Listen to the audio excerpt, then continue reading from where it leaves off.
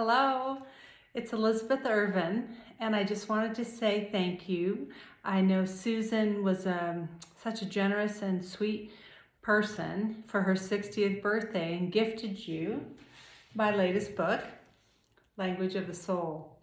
So I wanted to reach out and just tell you that I am here for you if you have any questions or anything comes up for you. I know you've had this book about 2 weeks, and so sometimes affirmations are one of those things that's a little hard to get under the the feeling of it. And that is one of the things I really wanted to say, is that affirmations are important to help us clear the clutter and redirect our energies and create the life, that we really want to have, the things that we value and things that bring meaning to us.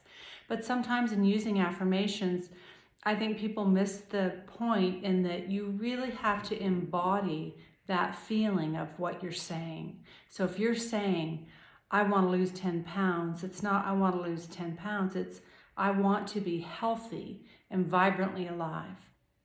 And I have to feel that. I have to feel that within me, really want it. And then I also have to ground that in through action steps. So for the example, you have the choice. You can choose a bacon and egg and cheese croissant for breakfast, or a smoothie, or a green juice. And so as you start to embody that feeling, your energies automatically get redirected. And that's what I hope that you can gain, the main essence of using affirmations. But anyway, thanks for your attention, and reach out to me by email if you have any more questions. All right, take care.